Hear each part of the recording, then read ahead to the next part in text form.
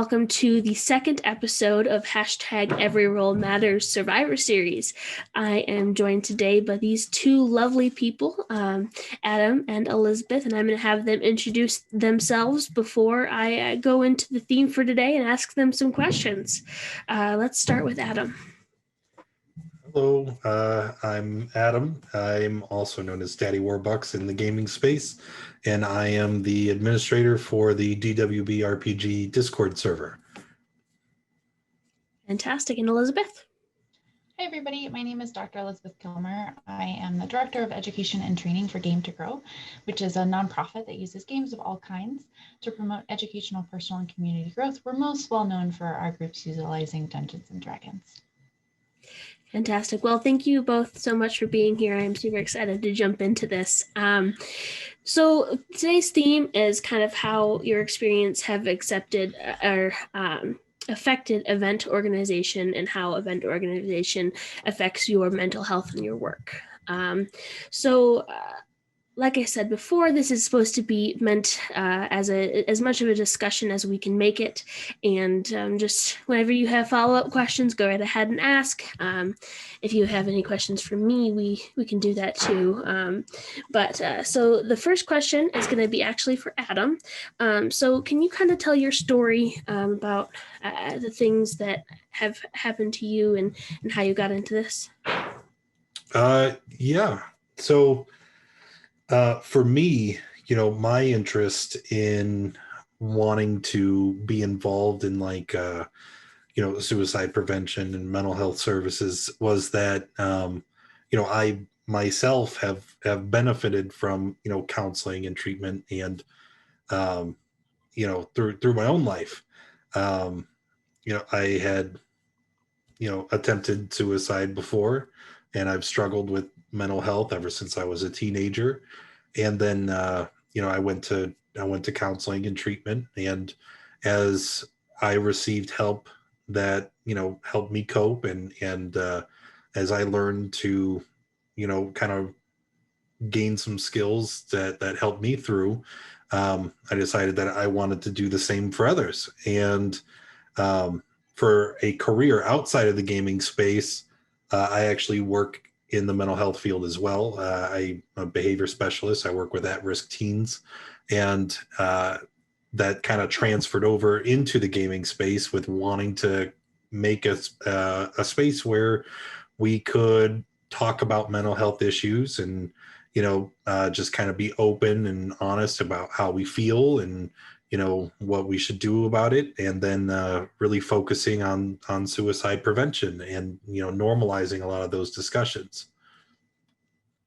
Absolutely. And I am personally very thankful that you are still here today because you've done so much great work with Jaspers and great work in the community as well. Yeah. The second question, kind of towards Elizabeth, is what got you into the clinical psychology, and what do you do as a clinical psychologist? Yeah, so I don't have like a good, clear answer for what exactly got me into psychology. I knew in high school I wanted to either be a lawyer or a psychologist, and I thought that getting a pre-law degree was dumb. So maybe it's not. I don't know anything about them, but I took my first clinical psychology, or my first just like introduction to psychology class, and I was like, this is amazing. This is great. You get to like work with people to kind of help them live the lives that they want to have. This is awesome. And so I went to way too many years of school and really, really kind of found a home working with people who've experienced trauma, severe mental illness, and substance use. And I really, really enjoy and value working with people who kind of have those struggles. And suicidality is something that comes up a lot in those. And I think having kind of thoughts it's very taboo, right? You're not supposed to be able to talk about these things. But there's a really, really big difference between having thoughts and engaging in planning our actions. And so being able to start those conversations earlier is really, really important. I'm also a big gamer, and I've had the opportunity to really combine my love of gaming with mental health, specifically through the use of Dungeons and Dragons and tabletop role-playing games in therapy. And kind of like Adam talked about a little bit, that sense of community can be built so much faster through games than just let's sit on a couch and talk about feelings. Yeah, absolutely. I totally agree. So have you used, you kind of mentioned it, but have you used D&D specifically to help people with suicidal ideations? Yep. So I want to be really clear about the language here. So I have absolutely utilized therapeutically applied role-playing games with people who have suicidal ideation, but we don't have any direct research that says engaging in this directly lowers suicidal ideation. However, there is a lot of literature around suicide prevention that really talks about the importance of community and meaning and feeling like you matter. And so being part of a D&D group where if you don't show up, your teammates are going to struggle, right? Where it matters that you're there. It's important that you're there. You get to see every day that you make a difference. Is something that we're really, really looking for when we're trying to kind of build people's social supports, build their network, and build meaning in their lives. Yeah, I definitely think that's important. I've talked with a lot of people in the mental health field in all of the work that I've done with Jaspers, and I've come to one clear conclusion of the sense of community is definitely something that's very important when working with people with suicidal ideation. Kind of coming back to Adam, mentioning you had mentioned you are a behavior specialist, I believe. And so do you work with, you said you work with at-risk teens. Does this mean like teens with suicidal ideation? Is that kind of why you went that route with your job? Well, I decided to work with this population in particular because when I was a kid, this would have been what I was considered. We do frequently, our population deals with all DSM-5, tier 2 access diagnoses. So we do have a lot of people with, depression, bipolar disorder, and many of them will, struggle with suicide ideation. So it is something that we regularly talk about, and we run group 4 times a week. So every day we check in, how are you feeling today? And, if someone reports that they're feeling badly, like, well, have we reported that to our parents, or have you talked about it with anyone other than me right now? And, so we always have a running dialogue with, how are you feeling and what are we going to do about that? But as far as the why, like I said, I was, depressed, and I had a bunch of issues from my experiences, and because I was in that situation myself many many years ago, and then going to treatment and learning some of those skills helped me. It's almost in a way like I wanted to pass it forward and carry on the tradition. And kind of be a support for other people who would have similar experiences. Well, that's amazing, and I admire what both of you do because it's fantastic. I know that both of you, in your own respects, have worked with a lot of event organization in your work or in the Daddy Warbux Discord and that sort of thing. And I kind of wanted to direct a question at both of you to answer. Does event organization help you with your mental health in any way? Does it make you feel more connected to people? How has that helped you with your everyday job, that sort of thing? Right. Well, like it's very rewarding in one sense, as far as trying to put in perspective of your own mental health. The events that we typically organize are very large scale, and there's a lot of organization and stress and headache that goes with it. So that can be, very, very troublesome. But all of our events are also charity events, many of which are, designed to benefit mental health organizations like Jasper's Game Day. And, it's very rewarding to be a part of something, and and that's the real big payoff. When you're depressed, upset, suicidal, one of the things that is always really helpful is to find a hobby, to get involved with something, to keep busy instead of just allowing yourself to ruminate and just kind of perseverate about what it is that's got you upset. Not that avoidance is any great coping mechanism, but staying busy and getting involved in a hobby will certainly help. So getting involved in an event, especially one that has a positive payoff in the end, I think is very, very beneficial for anyone that would be interested in doing it. But you have to be realistic. When you volunteer and you try to organize something, like there's going to be a little bit of stress too. So you can only really agree to do what you think you can, and don't be afraid to ask for help or guidance on what you don't know how to do or what you may need assistance with. Yeah, Adam, it sounds like you're saying that I agree with everything you've said. But it sounds like you're saying a lot like you want to be involved in something that is bigger than yourself. Maybe that is just a larger organization, or maybe that is something you're doing towards to like help another kind of charity or nonprofit or cause that you care about. But it sounds like you're also recommending that people kind of have an understanding of what their realistic limits are for them right now. And that like helping in a certain capacity right now doesn't mean you can't help in a different capacity later, but you want to make sure that you are taking on what you can handle so that you're not getting overwhelmed, and that's not further like contributing to feelings of worthlessness or just feeling really overwhelmed. Oh yeah, that's very valid.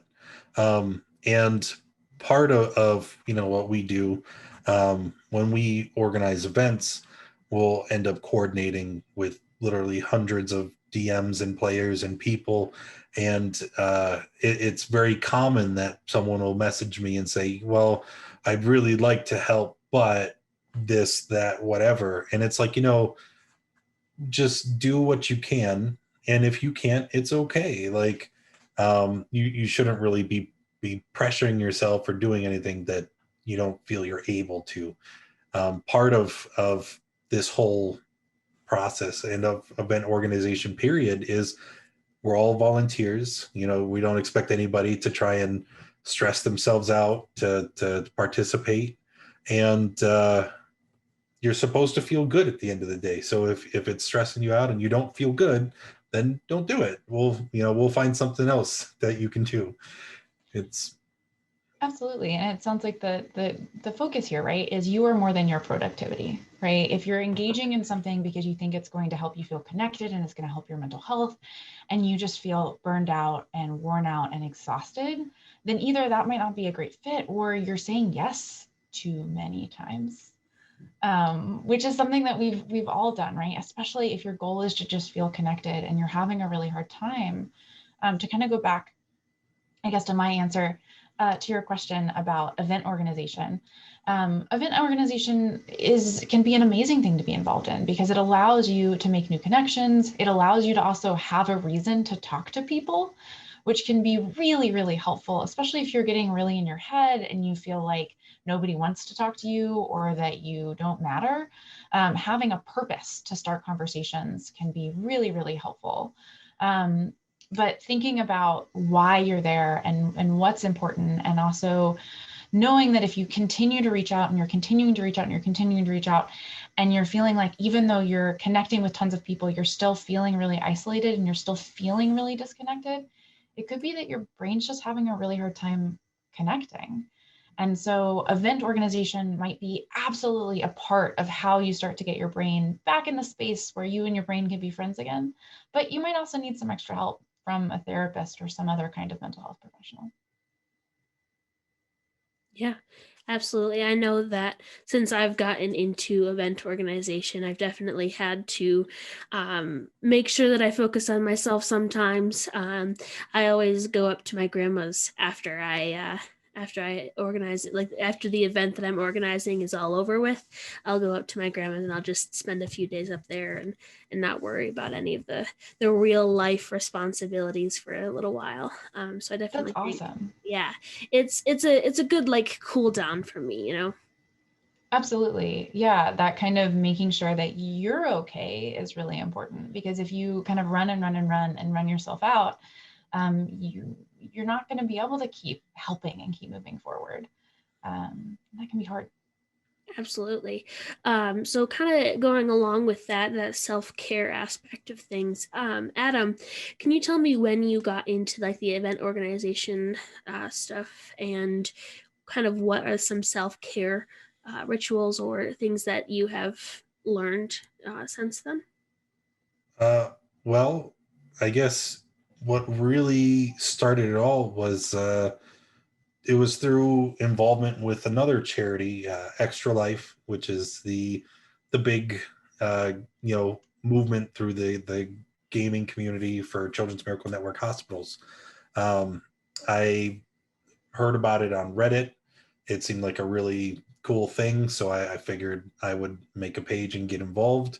And that's kind of where it got it started. Even though back then this was through more of the video game community, and then as my stream started to grow and the community started to grow there, we started we started looking for ways that we could do things together as a community. And that's when we really started playing like D&D and Adventures League games, because we could involve a lot of people. We could always have people drop in and drop out according to the schedule. And when we started doing Adventures League games, then that's when things really started to grow for us as a community.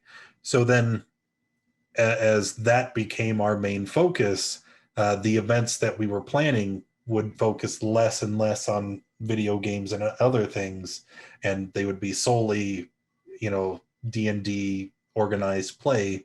And then originally we would just list, a ton of games and people volunteer and we would play. And then we started getting the administrators of the Adventures League involved, and Wizards of the Coast and other, orgs within the community. But I mean, that's really where it all started, was hearing about Extra Life and thinking that even back then, this would have been 6 or 7 years ago. I wasn't particularly feeling great. I was looking for some way to keep myself occupied, something new to focus on and pour energy into. And I was like, wow, this sounds amazing. I can do something really great, and I can do it from home. And yeah, changed my life. Because now here we are, and we do events at least 4 times a year, and it's always like from 3 to 5 days at a time, and we're talking on average like 200 games of D&D per event. And that's so many games. It's awesome. a ton. Our most recently we did it was again for Extra Life. Their game day was Mm-hmm. 2 weekends ago. So we did a 25-hour marathon where we just played. It was so bad. Oh, God. Were you awake for all of those hours? Mostly awake for all of those hours. What we did is whenever I know this is really kind of off topic for the focus of this discussion, but what we did was as the stream continued on, we would increase the volume for the charity donation alert. So then if I started to doze, if you donated to the charity, it would send an alert. It was very loud. It would wake you up. I would mean? donate just to wake you up. Oh, yeah. That's hilarious. But it was a good time. But that's where it started. Yeah. Have you learned any self-care things, Elizabeth? That was the original question. Yes. I forgot what the original question was. It's okay. As far as self-care, because it is very, very stressful, usually after an event is finished, withdraw. Like it's like, okay, because there's so much involved in the build up and then the actual administration of the event, that after an event's finished, it's just like, okay, leave me alone. We need to decompress. I need some space to kind of relax. But really, I think that the biggest thing that I learned and still struggle with today, um, I am fiercely independent. I do not like to ask for help or have to rely on other people for things. But in order to take the stress off of me and still ensure that things are getting done, I've one of the biggest things that I would recommend is, and this not just for event organization, for mental health in general, is you have to know who your support system is, and you have to know when you should ask for help. Because there's a lot of times where leading up to an event, start to feel very stressed. There's things that need to be done. So then I'll reach out and say, hey, is there anybody else that's willing to do this? Is there anybody that can help me with this? And it's so very, very important just to maintain the emotions throughout and then after. Because again, after I want to be left alone. So maybe it's time to ask somebody else, can you take care of this for me? I need a day. I just need some space, Yeah, absolutely. I think I like that you said fiercely independent. I'm a control freak, but I like, maybe I'll start calling myself fiercely independent instead. That sounds nicer. Sounds much nicer. I think part of what's important too, right, is understanding when you're starting to get close to that like burnout or that place where you need a break, because the last thing you want is to be like, oh, I guess I should rest now that I'm already sick, right? Or I guess I should pull back on my training now that I already have a stress fracture, right? You wouldn't say that. You would say like, oh, I'm starting to feel really fatigued. I need to like run fewer miles. And so the same thing happens with like your mental health and your energy more broadly, figuring out what are kind of those early warning signs for you, and then figuring out what that needs. Maybe you just need to like go on a long drive. Maybe you need to really dial in on your nutrition or your sleep. Sleep is really, really important. Kind of all of those basic pieces. I think we often think of self-care as like a nice bubble bath, and it totally can be, but it's also taking your meds and eating your food, and eating food that maybe hasn't been frozen and has a vegetable in it, right? Those kinds of basic pieces. But I also really love what you talked about, Adam, about asking for help, right? And having this network, because even if you are a fiercely independent control freak, that doesn't mean you always know exactly what you need. And so sometimes having a network around you and being willing to listen to someone when they say, hey, you seem really tired, right? That can be really, really important and really helpful. Yeah, for sure. I know that oftentimes during an event, I will start like, I'll forget to eat or I'll do something like that. And my dad's like, Fenway, you do know you need to do this, right? I'm like, well, yes, but so I definitely agree that getting help and knowing when you need that is super duper important. Absolutely. Sure. And help is often like a network, right? Like when we're at big cons, there's a whole group of us, and like one of us is really good at making sure we eat, and one of us is really good at making sure we drink water, and one of us is really good at reminding us that maybe instead of going to this like extra panel, we actually need to just sit in a quiet hallway for 10 minutes or go to the AFK room if we're at like a big con. And so like, it's not just that you need help, right? It's that we do better when we are in a network and we're not responsible for everything, that we can kind of be responsible in these partnerships. For sure, I definitely think that's important. I don't know if I would say that I have that sort of network just yet, but I do know that I have friends on a daily basis who are like, "Have you eaten?" And I'm like, "Have I?" But I definitely I agree that the network of help is super important. And that's something that grows over time, right? Is figuring out, and like, I didn't need that kind of network when I wasn't speaking on 7 panels in 3 days. Right. For sure. I could remember to eat before that. So That's good. And drink water and get sleep, because those things are all very important. Although sleep during an event can sometimes be hard, like Adam's 25-hour. So just making sure your sleep hygiene is good before and after. You can better handle that limited amount of loss of sleep if you're like well prepared for it. Absolutely. I definitely feel like, Adam, your one day afterwards of being left alone is like half sleep. Well, it generally depends on which event it is, because I work in the school system, like we were talking about earlier. So a lot of our events are planned when we're already closed for holidays or breaks. So our next one in winter is during winter break. So I'm already on vacation during the event.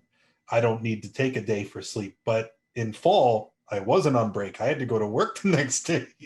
So I went to work, and then when I came home from work, I just crashed, just went and slept the whole day. That's totally understandable. My current last question is for Elizabeth. So have you seen, like in your experience, event organization, how it can help people with their mental health issues or just being involved in an event? Yeah, so one of the, if we're talking about kind of especially things like depression, right? One of the most effective treatments we have for depression is called behavioral activation. And I like it better when it's couched in other stuff around like your values. But basically that means doing things that are fun, doing things that need to be done, doing things that are important to you. And it's a little bit more than like, oh, if you just did stuff, you'd be less depressed. It's a little more complicated than that. I'm not telling you to just like snap yourself out of your depression through charity work. It's not what I'm saying. But building connections, being a part of something bigger than you is something that, like we've been talking about this whole panel, has been really, really important, right? We have so much data in the kind of mental health world about how important the perception of connections is for individuals. So if you feel like you have meaningful connections with other people, you're going to do better on so many metrics. Then that includes both physical and mental health. And so being part of an event organizing an event can allow you to build connections. It can allow you to build this meaning system. It can let you actually see that what you're doing matters, because you spent all of this work and then this event happens, right? And it's really hard for your brain to argue with the fact that like you mean something because you're watching it right in front of you. Now, your brain might be super good at arguing against your worth, but it's a lot harder when you can kind of see like, look, this tent is here now. Look, this game is happening. Look, these people are here. Look, all of this stuff is on these screens. And so having that ability to kind of engage and make something and work with people. So you've got both of those pieces of both building those social connections and networks and then engaging in meaningful work. And both of those are so important. Sure. Adam, have you seen that in your experiences? Absolutely. Yep.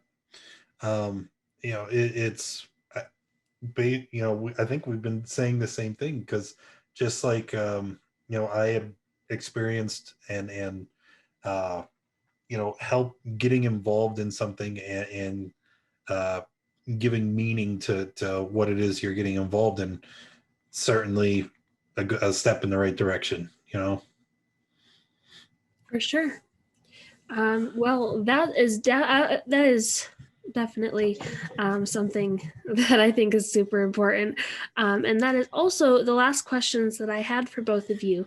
Is there anything that you wanted to say on this topic, or just in general on mental health and gaming, before we do outros? I'll let you go first for once. Oh, no. Okay.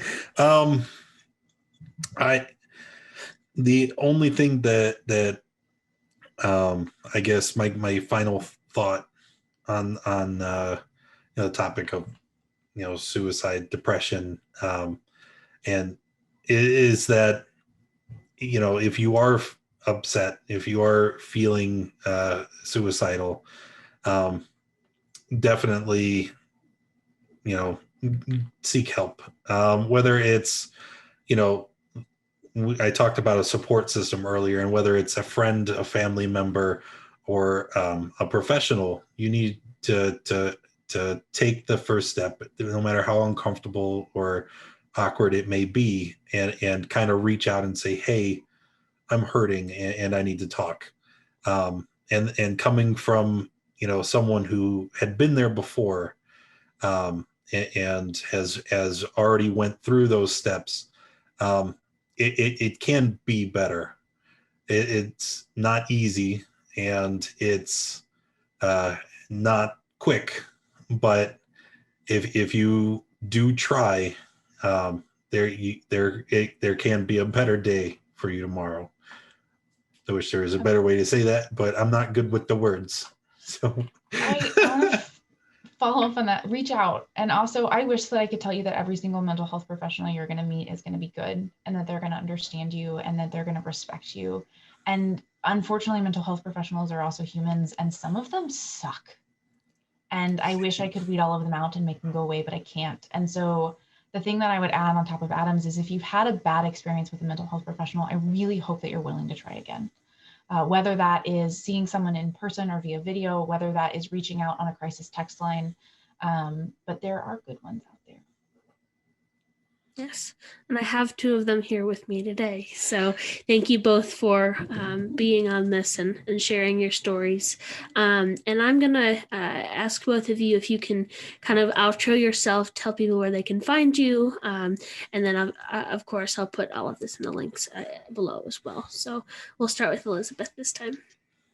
So again, my name is Dr. Elizabeth Kilmer. I'm a clinical psychologist and the Director of Education and Training for Game to Grow. You can find me at Game to Grow is the best way to find Game to Grow on Twitter. We're on Facebook. We have an awesome newsletter. We have whole training programs, and we run groups worldwide. So please check us out. If you want to find me directly, at Doctors Kilmer, spelled all the way out, because we are a 2-psychologist household and we have one professional Twitter account. Fantastic. And Adam? Yeah, I'm Adam, although online you'll often see me as Daddy Warbux. You can find me at twitch.tv/Daddy Warbux or discord.gg/DWBRPG, or on Twitter with @Daddy Warbux. Fantastic. And I am Fenway Jones, or Fenway the Teen DM on Twitter. You can find all of Jasper's Game Day's other videos on Jasper's Game Day YouTube, and at Jasper's Game Day on Twitter and Instagram and Facebook. So thank you all for watching this and being here. I really appreciate it, and I look forward to hopefully having you two back sometime again and seeing everybody in the next video. Thank you so much. Thanks so much.